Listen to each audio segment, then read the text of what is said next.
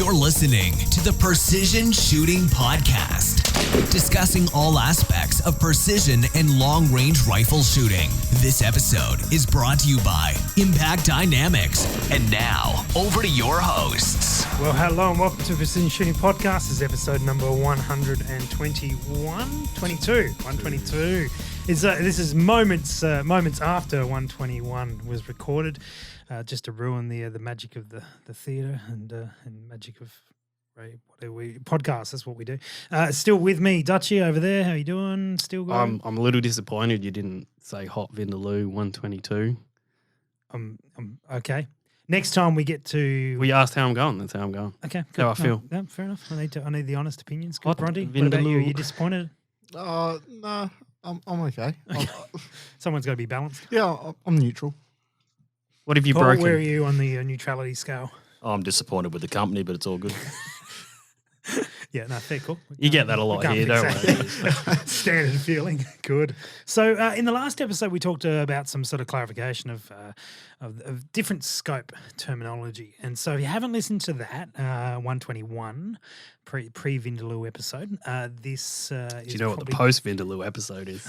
It comes on about 10 o'clock tomorrow It morning, involves doesn't it? painting a bowl. fair idea of it. Good. So this is, I highly suggest you listen to that episode, 121, because we go through a bunch of the terminology. And this one is about what scope to buy, basically, the application of that sort of information. So my involvement in Scoped Out, and obviously Paul's previous involvement in Scoped Out, we get asked a lot, what scope do I buy? And that's not enough information to make that decision, because the biggest factor in what scope you should buy is the application you're going to use it for. And then there's a little bit of personal preference in there as well. So that's where it all comes down to. And so I think if you are, if you're posting a Facebook group, we mentioned the new Precision Rifle Australia group, but if you're posting any group or asking questions or going to a gun shop, the more refined information about what you are doing with that scope, the better the information is going to be coming back across to you. Let's kick up a scenario, and we'll go through some of those sort of clarifications of terminology we talked about. I mean, PRS is something we talk about a lot. So let's use that as the first example of a scope that we're going to do. We're going to talk about the factors that we need to consider for buying a PRS scope. Any thoughts, Bronte? Kick off with yourself. Reticle selection would probably be pretty damn close to the top of the list for a PRS style scope, something with a good holdover reticle. Justification behind that is some of the PRS skill stages prohibit you from dialing. So if you don't have that ability to have accurate holdovers, and also, first focal plane goes without saying for that application. Well, let's not go without saying. Let's say why. Let's clarify some details onto why we would choose first focal plane. So your subtensions, your reticle are correct at any position that you have that. Yeah. Speed. Yeah, well, That's the biggest one. Well, yeah, I mean, if you're going, I have to have my scope fixed on 18 power, otherwise my numbers don't line up. Yep.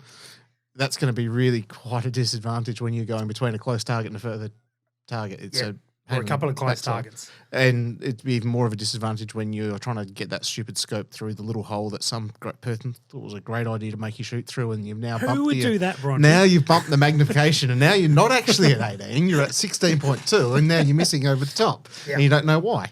Yeah. And certainly I've seen second focal planes used in PRS, and some people can make them work. If you dial them, but they'll be fine. It's not great. I mean, Jamie Dennis came second in the Monado Meltdown with a second focal plane scope. However, many of the targets on that particular course of fire, there was one target, or they were had enough time to dial the targets. Therefore, it wasn't such a big deal. I think in fairness, though, if you know your gear and your kit, the sky's the limit. Agreed. Yeah. So if you've put hundreds of rounds or thousands of rounds down it, and you know what your scope can do, you pick a zoom ratio that you're comfortable with. Because I know that whenever I've shot that kind of style of shooting, I didn't tend to dial that much. I didn't tend to play with my zoom that much. I tended to keep it on one. And then for the longer ones, I just dial your elevations. And I mean, the only time I'd sort of play with the magnification if I really wanted to get, I didn't really play with my field of view, which is a good thing. But if you know your scope, I mean. And that's granted for everything. That's why it's, guys can do quite well in a PRS match with a 308, for example, or something on those lines. But if we're going to ask the question of what can going to consider, and so first focal plane, second focal plane, we're going to be favouring first focal plane for the reason that your subtension is always accurate. No matter what magnification you're on, you're often running at a lower magnification, but no doubt we'll get into that. Reticle is really your first preference, Bronte? Yeah, it's got to have a good holdover reticle. It's, I think PRS skill stage number 4 from memory, is it? The one where you're going to go out. I don't. I'm 6 targets. tricks in. I couldn't tell you which number it is. I don't know. It's one of those ones. Where you've got targets at 3, 4, 5, 6, or whatever it is, and out and back without touching your turrets. If you don't have the ability to have accurate holdovers, particularly if it's a windy day, you're potentially in for a bit of pain. And that's probably you're at a disadvantage, regardless of how familiar you are with the gear. You are at a disadvantage. Given the same person equally familiar with a scope with a holdover reticle versus someone equally familiar with a scope without it, they're going to do better with a holdover, just purely based on the equipment bias. And your tendency is that your windage is going to be held rather than dialed for a lot of PRS encounters that you'll make, and therefore having a reticle that's true no matter what magnification you're on is very important. Let's talk about magnification, because what is your ideal magnification for PRS? Depends on the stage would be my answer, and depends. I mean, I guess in Australia we are, generally speaking, 600 metres is the upper limit of most. Darwin they got out to further. Just generally, 900. Generally speaking, on steel, and we know that Biggin is out to 720, I believe. So we're starting to see growth in that. I suspect maybe next year we may crack the 1,000. Yeah, that'd be 1,000 metre mark, maybe. But what will happen is it'll go further and further for sure. But that aside, Paul was stating he was shooting a mile in 16 power. When I shot my further shots, they were on 14 power.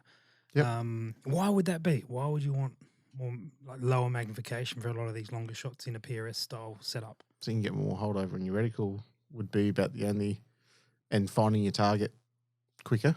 So bigger field of view. But I guess from a PRS standpoint, most of my shooting, I'm probably sitting at about sort of 15 power, roughly, is about where it spends most of its time, because I find that to be a reasonably good balance between, if you back it right off to 5 power, you'll find the target quickly, but your little reticle's pretty small, and my eyes aren't quite as good as I wish they were. So, I need a bit more magnification so I can see what I'm shooting at, and you can't see it, you can't hit it. So. I do all right with that sometimes. Can't see it, but anyway. So the other factor, the factor you talked about is finding the target, which is a big thing, because a lot of these stages we use multiple targets. Even transitioning, you got to go from one to another, back to another, back to another. The benefit of being able to see both those targets in your scope at the same time is really beneficial. Oh, absolutely. Really beneficial. And so that is very useful. The other thing is that unlike sort of F-class and bench rest, there's no wind flags. There's nothing giving you wind. So you are trying to put everything in your scope, and often you're on the clock a lot more. So in F-class, some scenarios, you can sort of break off the gun and look at the wind flag and then decide to make your call and then go for it. Same with bench rest, you can be doing that. Whereas PRS, you're generally always going to be looking through that scope as much as you can.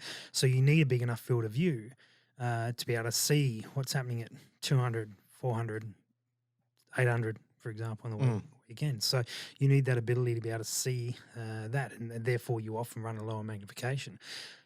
Having said that, a lot of the scopes now, or a lot of the popularity in those scopes, are scopes that have the ability to go to 25, 27, 30, 35 power, but will wind back all the way down to 5 to 7 power, because you may come up on a stage, for example, the stage that the guys shot up in Darwin, where they were shooting 900 metres on a fairly F-class standard range. I don't believe they had wind flags, but still being able to zoom right in when need be can be really beneficial.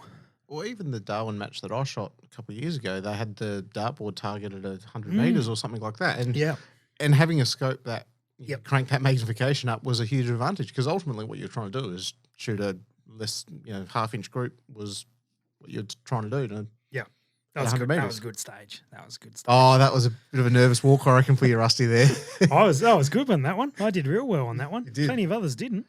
It was it was dartboard sort of rules, and you had a dartboard in front of you. You had to score whatever the goal was to hit 500, 201, I think. 250 or 201. Yeah, 201 rings a bell. And so you had to add up your scores, and of course, if you pulled the shot to one side, you were way off. And I think I don't remember what I got, but it was okay. It was okay. So I was happy with that. Anyway, we digress, or more to the point, I digressed. So things like turret styles for PRS type gun. I'd tend to go for the exposed turret would be pretty standard. Paul, any other things you would look for in a PRS style scope? No, I think Bronte's got most of it. I mean, the main one is obviously your reticle first focal plane. Like I said, I mean it's fast, it's it's instant and it's easy to use. I think I like locking turrets myself. Only for the fact that it is pretty mobile. You know what I mean? So you can be banging against barricades and whatnot. It's not going to shift. Yeah. Yeah. Illumination's always good. I mean, we shot a comp there and it was bloody dusk. Yeah, I remember that. illumination is one of those.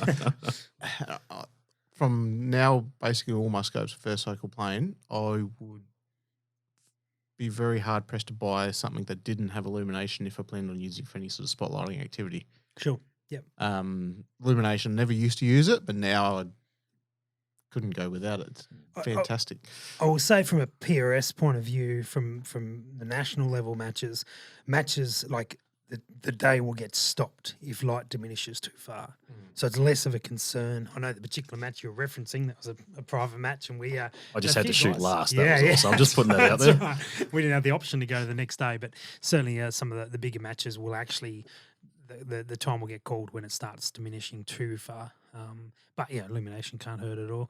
One of the things that you do see often in price points is that zero stop gets compromised. So if you're trying to pick up a scope that does all these things around the $500 mark, $600 mark, often zero stops won't be present, or they'll be compromising a lot of other things in the scopes.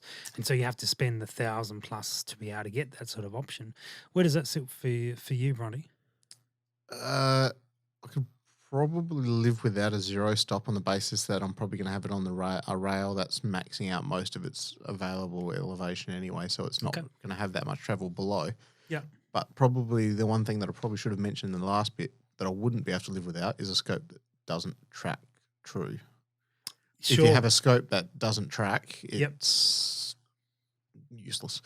See, I would suggest that a scope that doesn't track true is not as big a deal as a scope that doesn't track consistently. Yeah, true. Yep, true. So a scope that, and what we're talking about there, for those who are not familiar with that, so every time you click that turret, it's meant to dial 0.1 mil.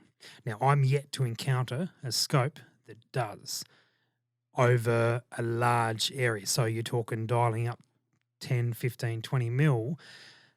Most won't. They'll be, you dial up 10 mil and they'll dial up 9.997 or something along those lines. But if it does that every single time, that's okay. Your ballistics calculator can adjust for it. You can offset that and actually adjust what your data will give you with that variation in mind. That's no problems. But a scope that you dial up 10 mil and it comes to 9.997, then you dial it down, then dial it up again and it comes to 10.012, and then dial it down again and it comes up to 9.8. These are problems.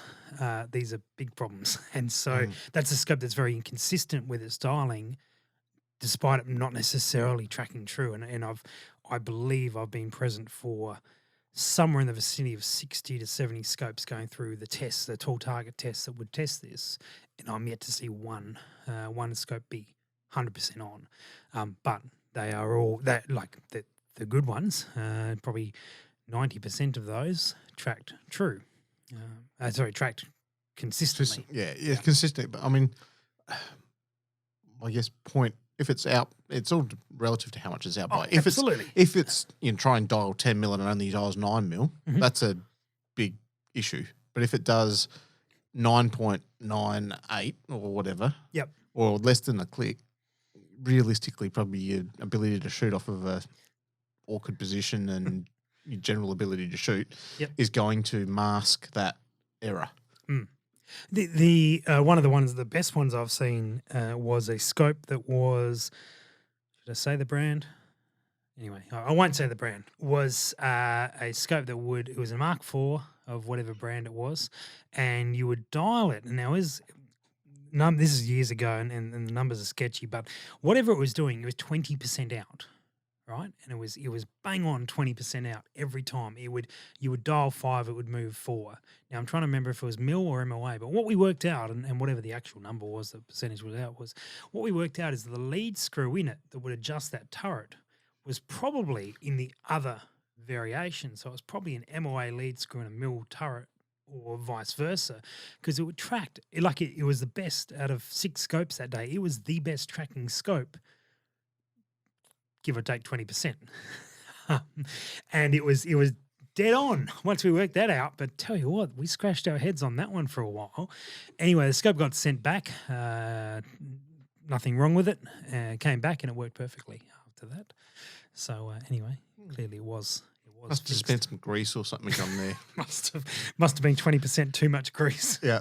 Or too little. Just some thread grease. I mean, grease takes up clearance. You all got to understand. That's right. That's exactly right.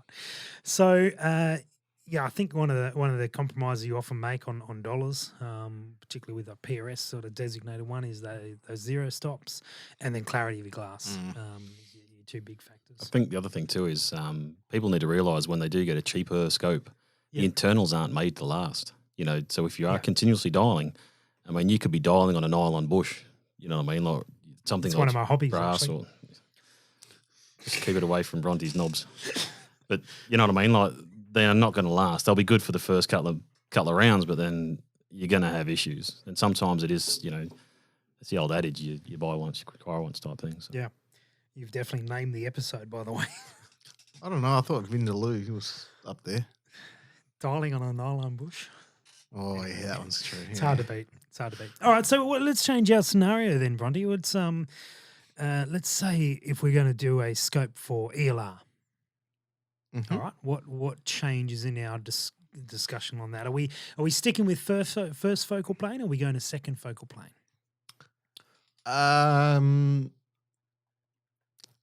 It probably, in my view, it probably doesn't actually matter quite as much with the ELR. Mm-hmm. Justification behind that is most of the second focal plane scopes will be true at their maximum magnification, where you're likely to be spending a fair bit of time. If you're shooting something, 24-inch plate at a mile, Yep. you're not going to be down at 5 power unless you have to be there so you get extra elevation. Sure. You're going to try to optimize that. All things being equal, weather conditions change things, all the rest. But my deciding factor would be more available elevation in the dials. Okay. So I'd take a second focal plane scope that's got 50% more capacity in the dials than taking a first focal plane scope that only can dial me out to 600 meters and I have to try to guess the rest because I just won't have that available hold. Yeah. I think one of the things that's been around second first focal plane scopes is that because the reticle grows on a first focal plane scope as you magnify it, it's in line with the magnification, and so it keeps zooming in, is that for many years that line in the center got thicker. Yep. And so what you would do is your downrange target, you've gone from a fairly small line to a very thick line, and you end up covering up your target and not actually being able to see where on that target you're aiming, if at all, being able to see the target. And so a lot of long range and ELR guys were very second focal plane focused, and they bring up the point that you are, whether you're on your ideal magnification, the sweet spot we talked about in the last episode, or not, you're on a fixed magnification much of the time. Therefore, you can work out what your holds are or your variation. But what's definitely happened in the last 6-7 years is that reticle design of the first focal plane scopes has gotten a lot better. And so you end up seeing like the Razor Gen 2, which I know you have one, the actual center point is nothing. There's nothing there. It's just these 4 lines that come up to meet, and then just there's a little gap there.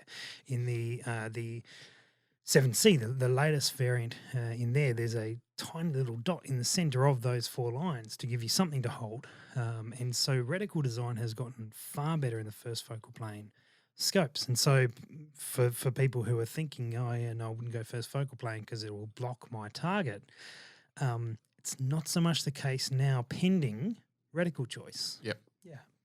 Paul, any thoughts on the ELR matter? Yeah, I sort of agree with Bronte. My biggest bugbear with second focal plane scopes are you don't get all the information, such as the Christmas tree reticles and all that kind of jazz. And when you're shooting at that kind of distance, that to me is invaluable. So I've sort of jumped across to the H59 reticle, which is really super busy. With probably, I think, you would think it'd be too heavy to use, but again, that's got a floating centre dot, a very fine one. So quite good for that application. However, like you say, I mean, if you get the older style first focal plane reticles, you are covering your target. Oh yeah, the older ones, absolutely. Pretty shocking. Yeah. But it comes down to budget too. I mean, invariably, second focal plane scopes are cheaper. Yeah, and this is probably. But that's a good point though, because you can if you had $2,000 to spend, you're going to get a heck of a lot more scope. Yep. Spend $2,000 on a second focal plane scope than you will on a first focal plane scope for a given budget. Yep. So. Yeah. So why then? And sorry, the other thing with ELR, what do we talk magnification wise? What are you guys referencing? What would you use? Look, Paul, see, you said you were just constantly smacking a mile every single shot. Oh God, 16 no! power. Nah, come on, we didn't get into user error. I said the target was at a mile. Okay, right. right. Let's just clarify. I may have misremembered that. No, that was the time I was using nozzlers. I think, do you remember? And I think we actually pulled one out of the ground beside the target with the rifling on it. It was pretty impressive. Good. I think it just about dropped into place. But no, I've lost it. What was the question? I have no idea. How much magnification for ELR? Magnification on the ELR side of things. I think, look, if you're in the second focal plane, it depends on your shooting position, because you could be against mirage. You could be on a hill, which mirage isn't going to be too much of a problem. You know what I mean? You're not getting the shimmer. I mean, atmospherics absolutely. Yeah, there's a whole list of things. Again, it gets down to the, what's the day like, your location, the size target. But if we're going to buy a scope, we can't take the day into account, can we? We've got to buy a scope that's set up for the type of shooting we're doing, despite the day that we're going to encounter. For an ELR situation, my preference would be more magnification, because, for a given thing, I'd be willing to have a scope that the minimum magnification is, say, 12, for example. I wouldn't I'd be keen to have a scope that the minimum magnification is 12 for a hunting situation, but for an ELR situation, I'll quite happily have something that's like 12 to 48 or something in that range. On the basis that the more you can see, if you can have a more consistent point of aim in that application is beneficial. It's more important.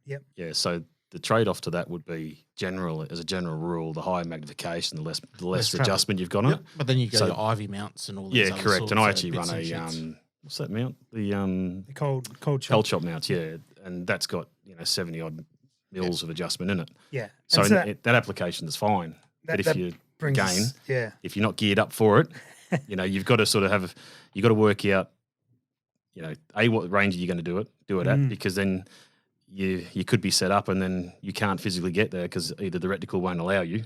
You'll be able to see the target, awesome, but then the increments in the scope don't allow you to get that far.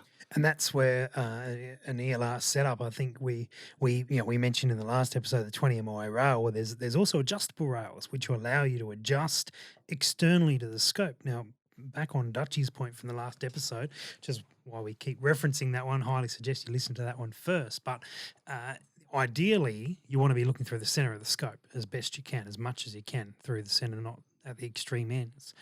And so having an external adjustment, a rail or some other mechanism that will allow you to dial a lot of that in, you could run a really high power magnification scope with limited adjustment, but you've got to factor in this additional adjustment's got to come from somewhere. And so particularly a scope that you could wind back out, wind back in.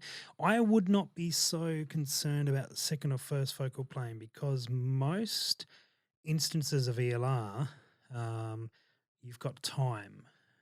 If you are shooting on a target and you're trying to shoot 2,000, 3,000, whatever it may be, you're not sitting there going, I've got 10 seconds to make this shot before the beeper goes off. You are like, I'll take this shot when I'm good and ready.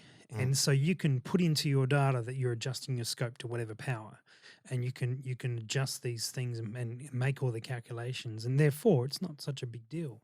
If you're trying to do ELR on a budget, or you're trying to do ELR as a compromise on a gun, some of these things are going to be compromised, and so therefore you're going to be trying to look for maybe use your first focal plane, your 7 to 35, for example, so you've got that higher end stuff, but with a reticle that's sensible, good internal adjustment, you'll sort of push that as far as you can. And an adjustable cheek piece. And It's an absolute must. cheek Yeah. piece. Yeah. Yes. Like the cheek weld is everything. And then when you go into the adjustable mounts, as we were sort of saying before, I've got one that if you go up and you crank it as high as you can, you almost need a step ladder to get behind it. The other thing that I think is overlooked that I come across on the weekend is your adjustable butt pad. Because you can have your cheek rest all nice and high, but then you find the top corner of the rifle sitting in the bottom of your shoulder. Yeah. And that's less than pleasant with something that actually recoils. Where if you could actually move that up so you get a proper shoulder weld as well, it makes it a little bit more pleasant from a shooting experience. So this is when people say, oh, you look like you put on a bit of weight. I just go, look, I'm actually planning to get into the ELR game and shoot a bit further, so I need a bit of a fatter cheek so I can sit up a bit higher. So it's all decisions made. Dedication to the cause. That's exactly right, mate. It's my life. Keep it 100 metres, you'll be fine. So speaking of 100 metres, what if we threw the scenario of I want a spotlighting scope? Dutchy, this is going to be right up your alley, this sort of thing, because what are these? I cover features? all aspects. I I know. had a lot I was going to say, but you didn't ever throw to me, so I just kept my mouth shut. Oh, well, I was very unlike myself. I was saving you for the best parts. That's why. So the outro. Right at the end. Yeah. So for next episode. But hunting, we won't say hunting, we'll say spotlighting, because if you just say, I want a hunting scope, again, we talked back at the beginning of this episode, talked about the application that you're utilizing it for. The more specific you can be in that, the better information you're going to get back in terms of what scopes to get. So spotlighting scope. Dutchy, what are these factors of consideration for you if you're going to buy something for spotlighting?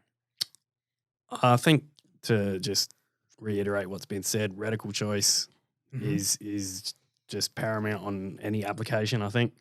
It's interesting because I reckon that would not be people's first thought with spotlighting type scope for many people.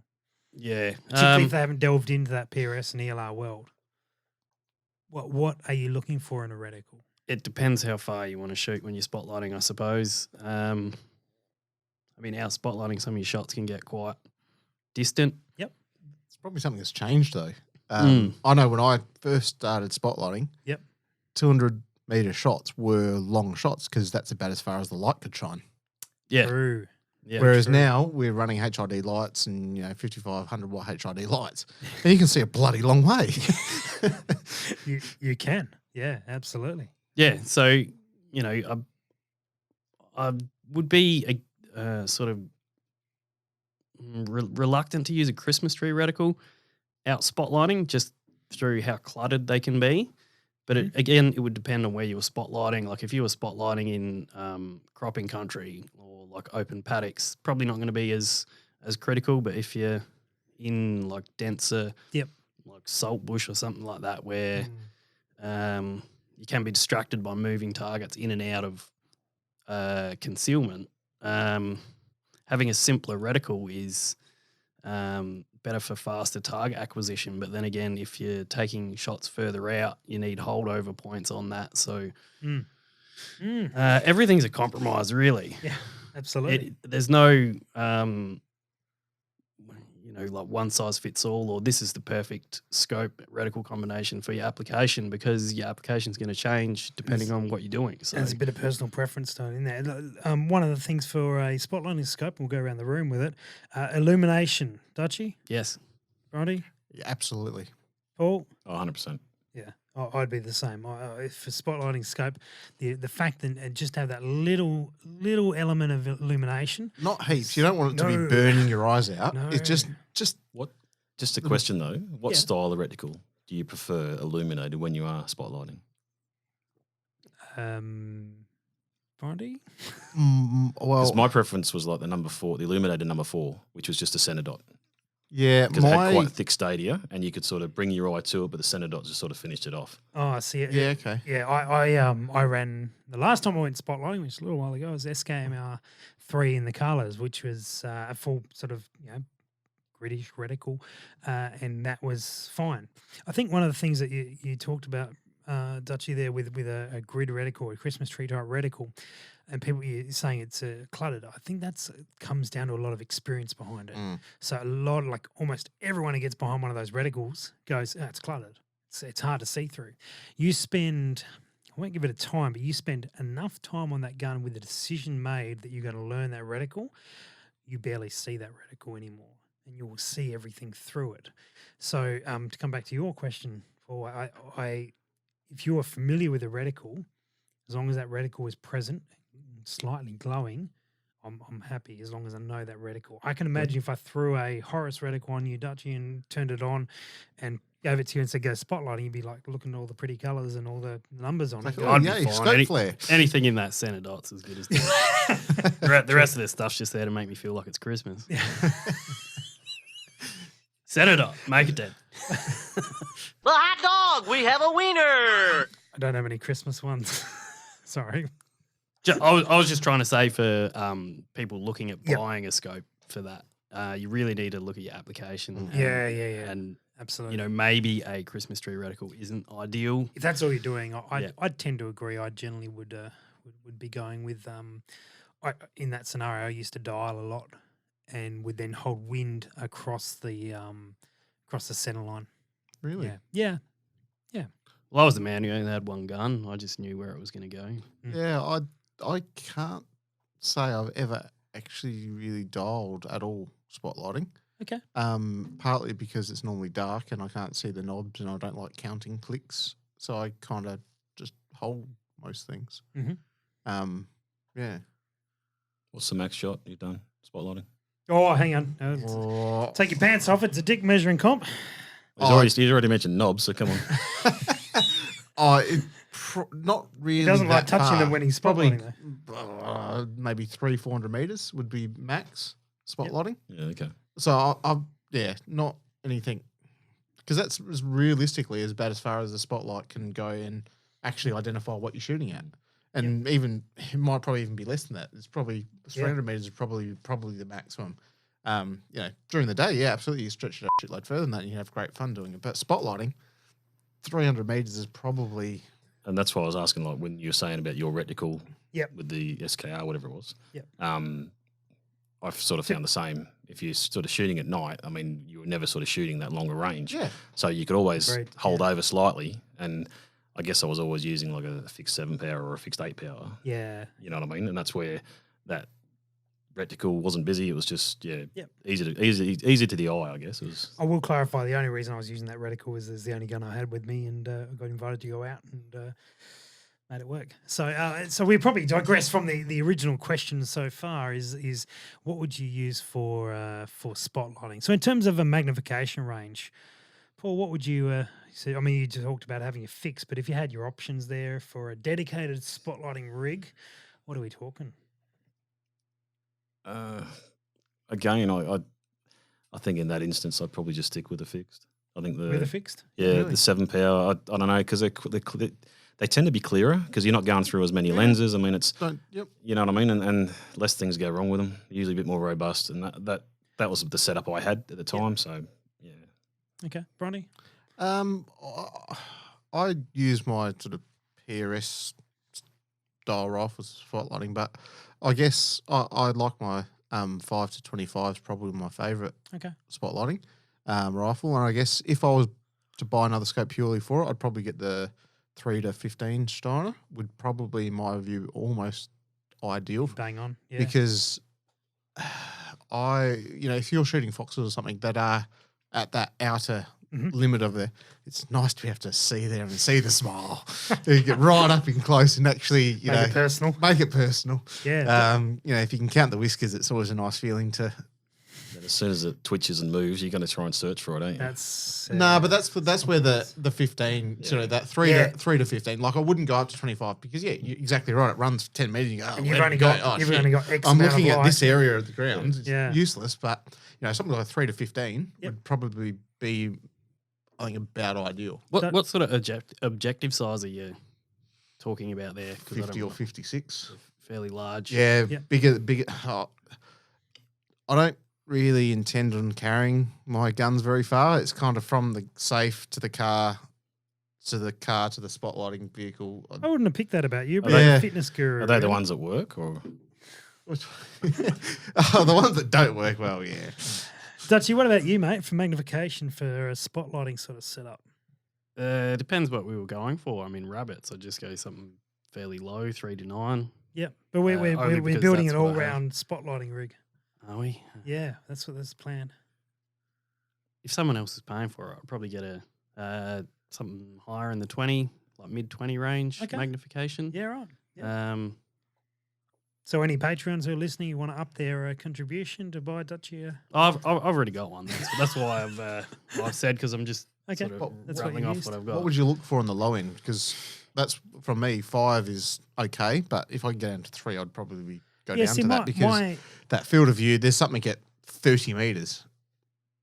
Yep. 3 power. 3 power, get it nice and low, you can see more of it. 30 metres, that's tomahawk range for me. So I forgot you had the throwing stars. Ask Andrew Noble about tomahawks and close he's into range. darts, isn't he? Let's we ask him. We'll get him on the show sometime. Anyway, so my ideal, the best scope I had for it was a 3 to 15, and I wound back to a 3 to 12. I now run the Zeiss Dyer range, which is the one with the rangefinder inside of it, which is super quick on the range finding side of things and beautiful glass. It's a 3 to 12, and I do find myself wanting that little bit extra every now and then. And we went back, Dutchy, you were there when we were shooting roos, culling roos, and foxes on some other properties. 400 meters was about the limit where we'd shoot, and so having that 3 to 15 was about, was a real comfortable range. We would have like a standard crosshair, but with hash marks all over it, so not the Christmas tree type reticles illuminated, and that was probably the best sort of scenario I would run. Down to the 3 to 12 now. I do look for that little bit extra from time to time, and I wish I had a better reticle in there, but the amount of spotlighting I do currently doesn't warrant changing that over yet. Yeah, I've got a 3 to 12 on my 204 and the same. Yep. It spends a fair portion of its time at 12. Yep. And you're leaning on that lever to go that little bit more when you're starting to get out to the longer spotlighting shots, especially on smaller targets.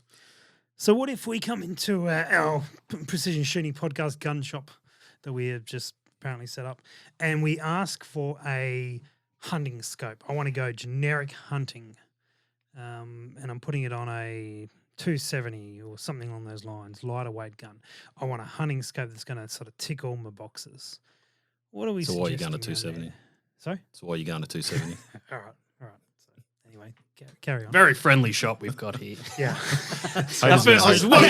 Why haven't you bought what I've got? Like, Have you got a 250 first? 3 of them, mate. 3 of them. Oh, that's All good right. then. It's my And spotlight. you got your Leopold And a VX3. moving on to a scope. sounds like a that's- fun trip, actually.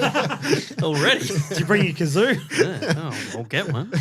So going for a stock standard hunting rifle to go on a 308 or a 270 or a 243 or something like that I'm just gonna go out and shoot with. What are we looking for that sort of generic scenario? I'm Ooh. sorry, I tuned out. I got distracted by all your gold chains.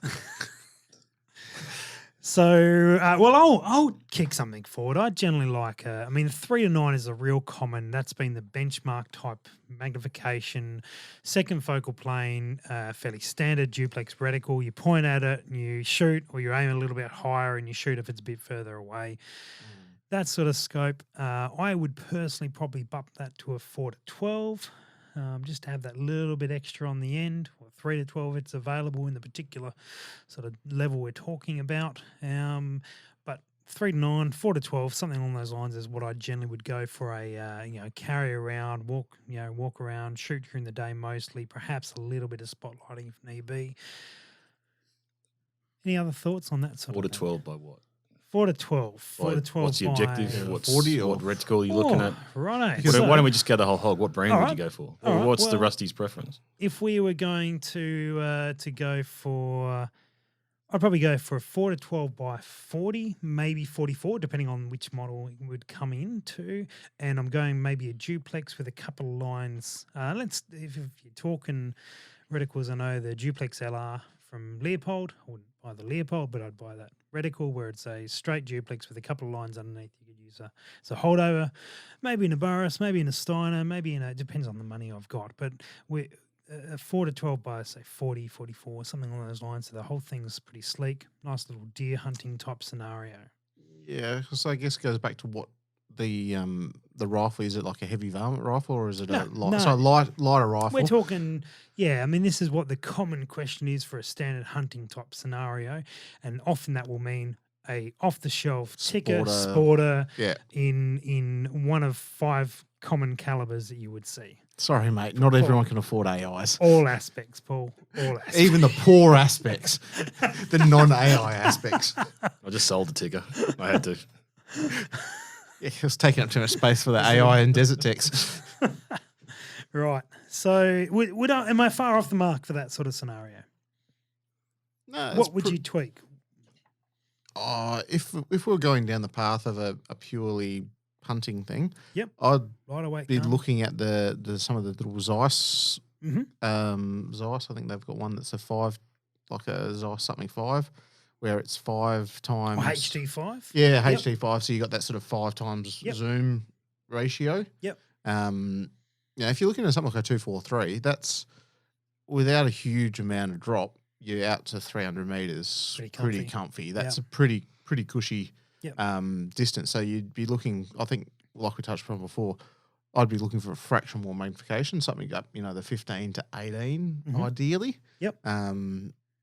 But yeah, if it's a light carry around rifle, then yeah, you're 40, 45.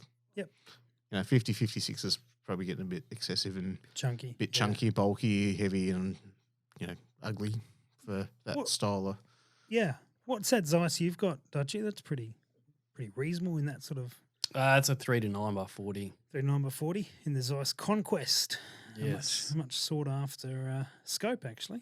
That is a very capable scope on the 17. HMR, that one. Yeah. 17 HMR. Yeah. Yeah, for that, it's perfect. But again, if it was on a centerfire, I'd probably be looking for a bit more magnification. Mhm. I think there's around the 14, 15 range. Yeah, that there's a the 4.5 to 15 or 4.5 to some- 14. Yeah, something about that. just a little bit extra magnification because that thing's probably like 150 meter max. Yep. For shooting bunnies. Okay.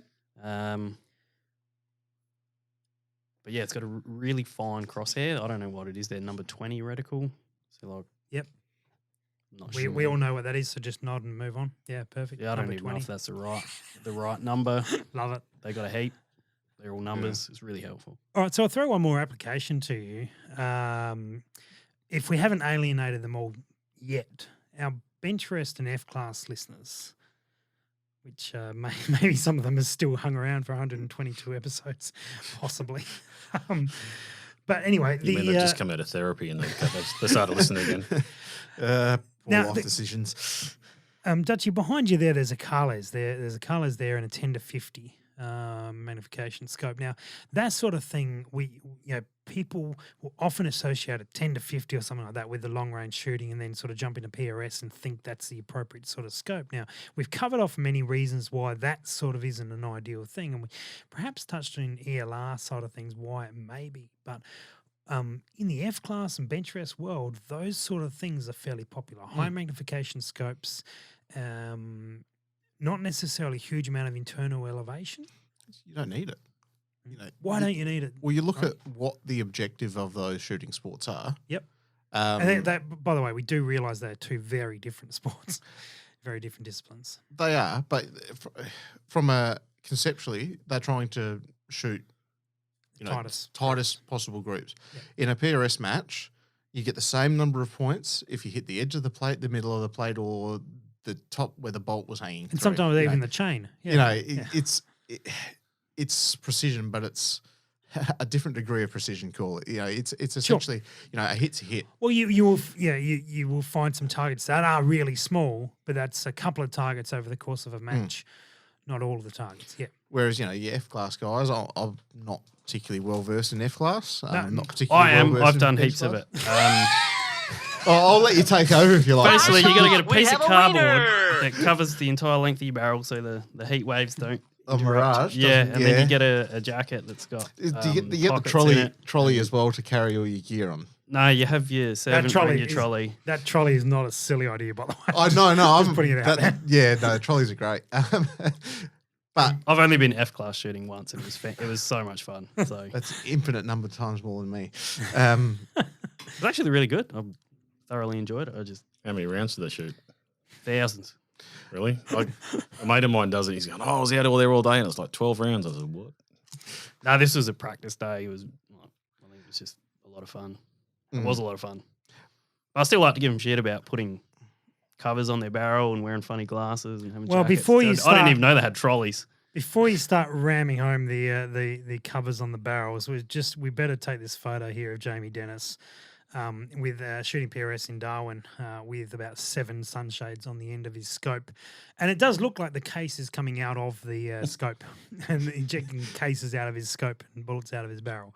So I don't know how you've done that, mate, getting cases out of your scope, but you've done well. Anyway, so moving on, back to the question at hand. Essentially, the objective of the sport is more targeted towards shooting tighter groups. So I was very confused by the. No, I'm just looking at that. I'd love to know what the field of view was like through it, because surely that would have affected it, having it that long, having a scope tube on it. You know what I mean? So it's not only the zoom that would impact, then it's your field of view in general, because it's going to tunnel. It would have to. Yeah. But maybe that's the offset between the heat haze that you get in Darwin, which is it's Darwin. That's where that bloke lives. The one whose name will not be mentioned. By the look of the photo, he's not even looking through the scope anyway, so it doesn't really matter. It's just there for show. That's all right. Yeah, sorry. Back to all your experience in F class there, Bronte. which isn't very much. But collectively, the intent behind F class and bench rest is shooting tightest groups they can in a practical sense. Appreciating their subtle nuances, difference between them. But to do that, you need to have the most consistent point of aim you can get. The best way to do that is make that point that you're aiming at as big as possible. Yeah. So your more magnification is highly beneficial for that, and you're not shooting at you're shooting at fixed ranges. So if you've got a 1,000-yard bench rest gun or whatever it is, you can quite easily set that up with a 60 or 50 MO rail if that's what you need for your caliber to be optically centered for your scope at that range. Yeah. Cool. Go your hardest, because that's going to give you your best. And that's the thing, is while you may have limited elevation and such, you are very known exactly what you need to achieve, be it between 300 yards, I think, is the closest that the F-class guys will shoot, out to 11 or 1,200. But as I said, we're sketchy on some of the details. Like 1176 or something. Something like very that. Specific. And so they're within specific parameters, and they can set their scopes up to work within that sort of parameter. The other thing they do is they often will go with much more minimal reticle.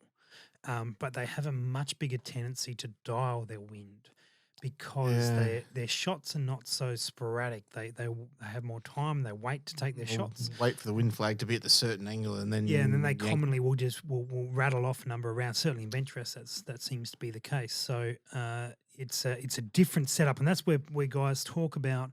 I want to get a gun set up. I want to get a scope set up for long range shooting.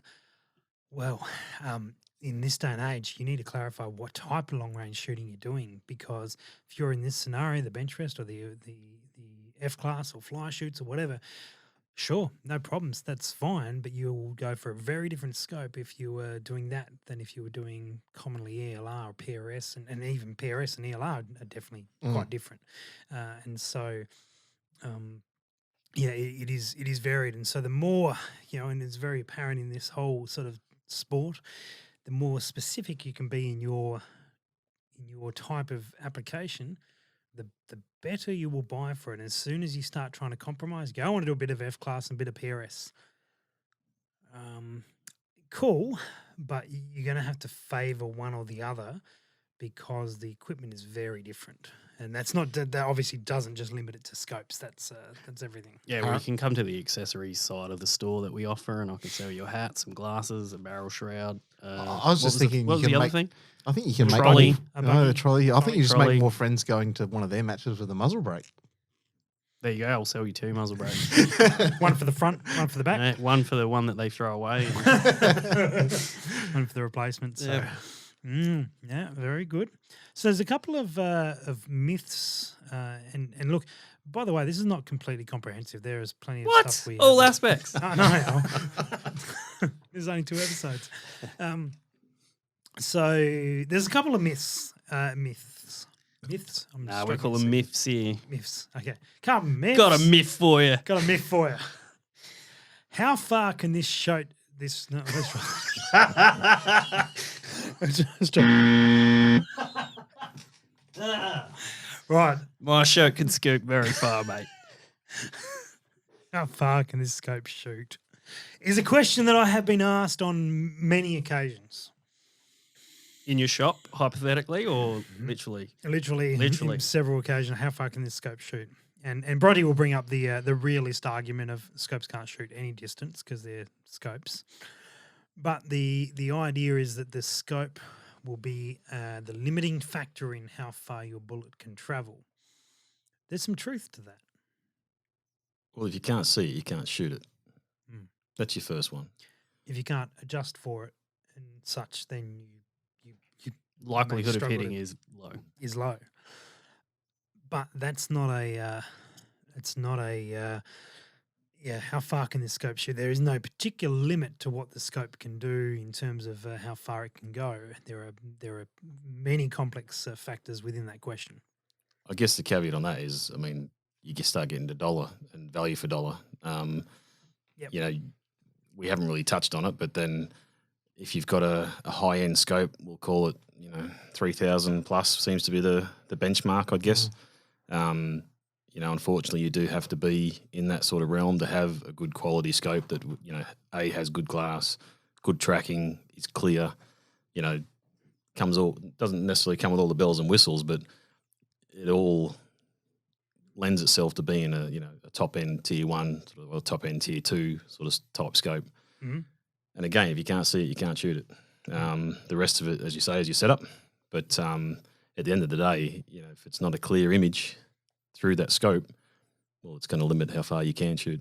So, and you can push a lot of that comes back to a magnification is often the base around that question is how far can you shoot, and I often use a story that my furthest shots, which have been a couple clicks, have been shot at 14 power because that's what I had to do because the gun wasn't set up to shoot that Beyond distance. Yeah. Yeah, well, I mean, you hear about the people who take rifles that really weren't intended for ELR and scope setups that weren't intended for ELR and shoot long distances, and they do that by aiming up rocks on the top of hills that are in line with their target. And if I aim at that rock over there, I'll hit my target down here that I can't actually see through the scope, but that's just kind of where it works. First time I pushed a 22 to 400, we were aiming at a particular leaf on a tree.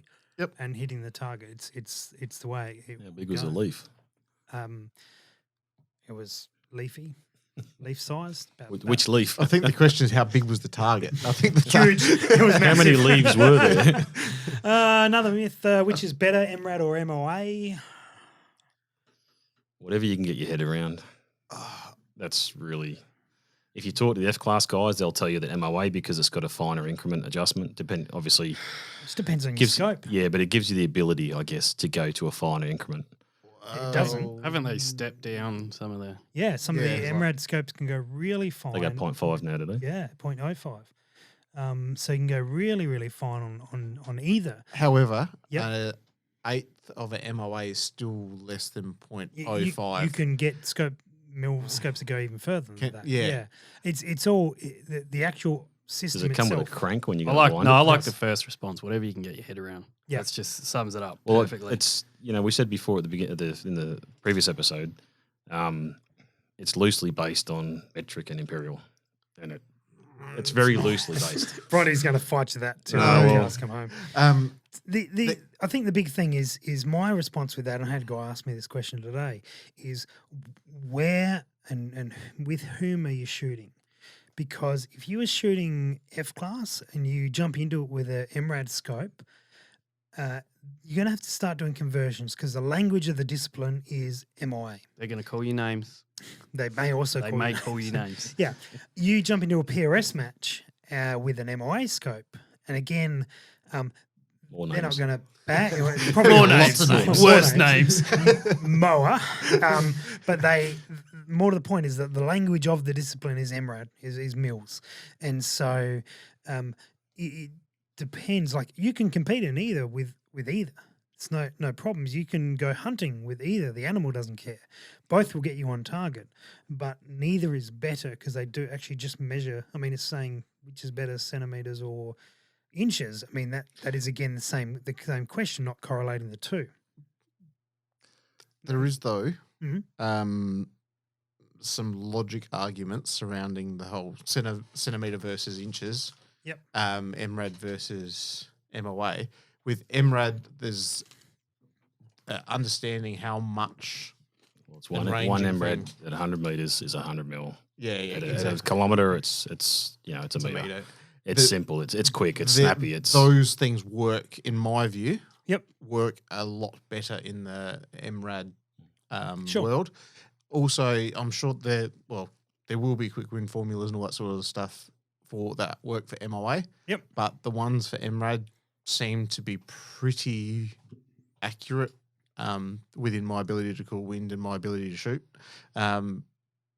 and are quite simple. The concepts of the wind formulas, though, are because it's patterns. It's recognizing patterns in numbers, and therefore it can work on both. It can work on, You're right. There is more MRAD quick win formulas but then it seems that seemingly numbers for the MRAD are easier to formulas crunch, are a lot easier to crunch quickly. Yeah. For me, Yeah. that's And in my experience. and that's probably part of the reason they've found like good homes in the PRS side of things, where that's can be not more important, but more under that time pressure, more critical. And so, but the language, like if you are going to go shoot in bench rest or F class, it's not silly to go pick up an MOA scope if that's your intention. But if you're shooting with your mates and you basically, you might be plinking at long range, let's say. Yep. If those guys have started off with MOA or they use MOA, first focal plane scopes, whatever, and Yep. you're getting into it, that's not a bad mix because, you can then call each other's shots. Yeah, So absolutely. Yeah, absolutely. It's I have seen that where teams will shoot a match and one will be in MOA and one will be in MRAD, and they go, "Oh, you dial left 3 clicks." Oh, that gets fun, doesn't it? Do Paul, do does that get fun? do scope manufacturers have a preference to what they release their everything used to be MOA. radicals in? Like, Because like at the beginning, everything was MOA. I thought, and I could stand corrected here, that most of the first focal plane stuff, like the Christmas tree holdover stuff, is now released in MILRAD, like the H59 and the Tremor and a whole heap of other ones that I don't know. In the recent times, I'd totally agree with that. And there's not as much MOA based. Yep. Like there is some release, but there's not the Yeah, I think from that majority of those scopes that are popular in the PRS style, military, law enforcement, all those sorts of arguably like time sensitive applications, the vast majority of those in recent history is all they come out with a MRAD first and maybe an MOA eventually. That's where the push has been because Yeah. much of the military run. That's something I've noticed. 100%. Yeah. Not having a first focal plane scope and looking at them, there's more available options in MILRAD, but I've grown up on MOA, so I find it hard to. So 6 or 7 years ago, you'd be hard pressed trying to find a MILRAD scope, especially one with MILRAD reticle and MILRAD adjustments. Yeah. And then there's, I reckon, probably the last 4 to 5 years, there's been a massive increase in it. I mean, even 7. look at Seven, maybe 7. But I mean, look at Night Force was a big one. Yep. And I'm just talking about the Australian sort of market. Every Night Force you saw was always MOA. Yep. The good reticles, the NPR ones or whatever they were always MOAs, MO reticle, and great setup. Because I know when I first started getting into shooting, really sort of long range and everything about 10 years ago, I did. Are you that old? Never mind. Sorry, carry on. I'm actually one of the oldest ones here, aren't I? When I started getting into it, I did prefer the mills, and it sort of made sense to me. Mm-hmm. However, I had to get over that hurdle first up of the whole MOA only available, and then all of a sudden it's like a massive glut in the market that bang, you can get MRADs. Well, many of our listeners will be familiar with my story where I was training, and Bronte, you were actually on that first course where I went. You know It was what? my fault apparently. Yeah, I you know what? I don't have my head around mills as well as I need to run this sort of stuff. I'm very familiar with MOA, so I sold all my MOA scopes and bought MRAD scopes and converted myself painfully over a few weeks, and shooting fairly regularly at that stage, and so. Probably maybe a month and a half into it, I really sort of started to have my head around MRAD, but that was a fairly significant changeover. But I did it wholesale. I sold a bunch of scopes and changed everything over, and went, well, now I've got no choice. I need to learn this, and it was daunting initially. It became a lot easier very quickly because you realise they're actually measuring the same thing. It's just some different numbers that you have to apply, and it probably took. To be fair, it probably took really 6 months to be much more natural at it. So now, obviously, you've experienced both. Mm-hmm. If you sold all your scopes today and you had to buy new scopes, what would you buy? Would you mill because I shoot PRS? Yep. Yeah. I got a question for you. You've been here we go. to some US matches. Are they giving their target distances in meters or in yards? Both. Either. Doesn't both. Okay. Because all of ours are in meters, correct? No, but I mean, I saw over there that like you could find particular matches will give it in yards, particular matches will give it in meters. Because that rundown we did of the Steel Apocalypse, Bungaree, Jamboree or whatever it was. They were all the Delta Tactical Bungaree Jamboree. Yeah, Bungaree Jamboree. There you go. They were all giving. You didn't say Bungaree Jamboree.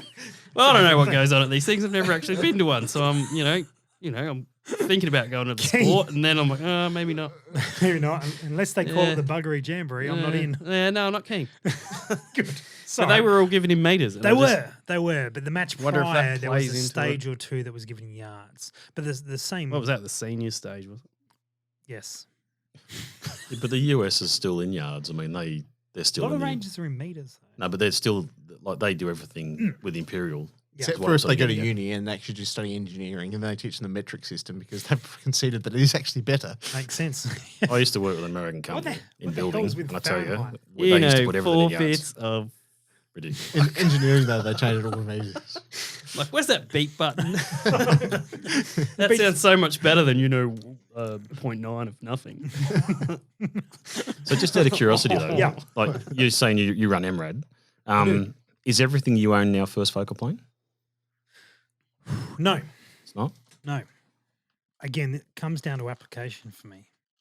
So anything that I would run in a match would be first focal plane. If I was going to buy a new ELR scope, I would make that decision at the time. I wouldn't be put off for a second focal plane option. My spotlighting gun has no holdover points, so it is a straight reticle. So, so be it. You know, it is what it is. It doesn't really matter in that scenario whether it's first or second. And yeah, I think so. I have a combination of all of these depending on the application. That's why I'm really big on, you know, if someone's asking about a scope, tell me what you're using it for. Then I can suggest what the best choice is. Okay. I'm looking to get into PRS. Yeah. I've got all MOA based scopes. Yep. And as I mentioned before, there's not a lot in the market in that Christmas tree. I don't know what the technical term is.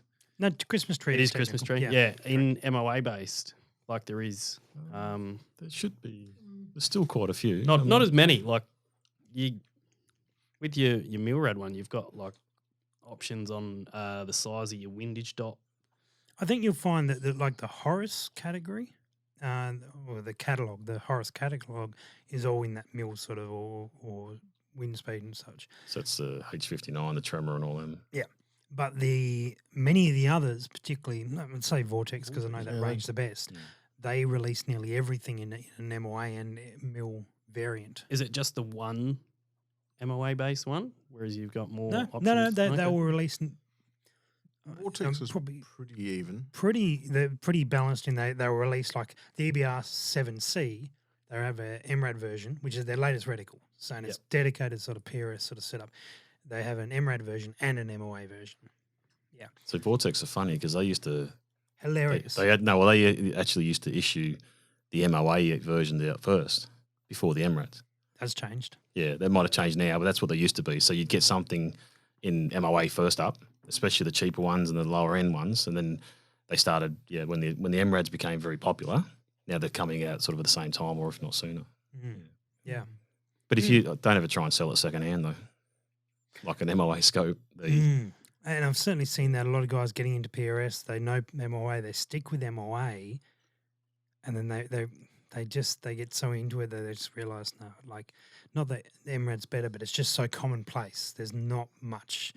No one walks off going, oh, I held half a minute on that stage. I've not heard someone's going to prove me wrong now, but I've not heard that coming off a stage. I got to get in there. What do you hold up? Piss off, mate. 7. 7 inches per 100 yards. Yeah. Yeah. I didn't 7. miss. What does it matter? They yelled impact. That was someone else's stage. Oh, Good bribe. it's not yell at lonely at the myself. bottom, is it? Oh, nice. So, another myth that we could probably jump into is tube size. And there is, you'll see tube sizes that are 25, 30, 34. Sorry, for our American listeners, that's a tube. A tube. Thanks for. I'm glad we've got you here. isn't that like a crisp? Love tubes. So 25 or tube. 1 inch, 30, 34. We call it a tube. They might not know what we're talking about. Good. 35, 36. Or shout 40. out. Sorry, 40. I think that's about all of them, but someone will invent something else. And these are the sizes of the tube. And one of the myths that can be true or can be a myth is that the bigger the tube size, the more light it lets in. Now, some scenarios that is true. In other scenarios, that is not. It has nothing to do with the tube size itself. It has completely to do with the erector assembly. Does it not? I'd 'Cause say if it's objective size would play a part in that as But if it's a larger erector assembly, it can actually allow more lighting. So we're talking about, you when you buy your rings, you have to work out what tube size you have. And what that does is allows more room internally to the scope. Now, some manufacturers on some scope lines will apply that to how much elevation adjustment or windage adjustment is available so that erector tube can actually move around internally in that scope more, so you can push it further. Some will actually increase the size of it so that you have the potential for more light to travel through to the back. There's also the material properties as well. You make it bigger, you have thicker walls Yes, for yeah, a absolutely. scope that could also double as a hammer. Important. You know, you look at the Z-Comp optics, one that I had an opportunity to look through the other day, Oh, yeah. and if it didn't cost me kidneys, I'd I'd By 10 deck of out all my rifles when they're freaking fantastic. Yeah, not wrong. They're 36, aren't they? 36. Yeah. And, there's some really sound logic behind that. It's the space they needed to make it, all the stuff they needed to fit in there fit. Yeah. And then also leave them with enough wall thickness. Because if you don't have the wall thickness, you're prone to, I'm probably more prone because I break lots of things, but, it takes a small knock and you're now, bending and twisting, distorting, breaking things. Mm. Where that bit of extra meat there doesn't hurt. But I think the issue used to be that people used to think, it's a 34mm tube, so the lenses inside are bigger. Yeah. And that's not the case.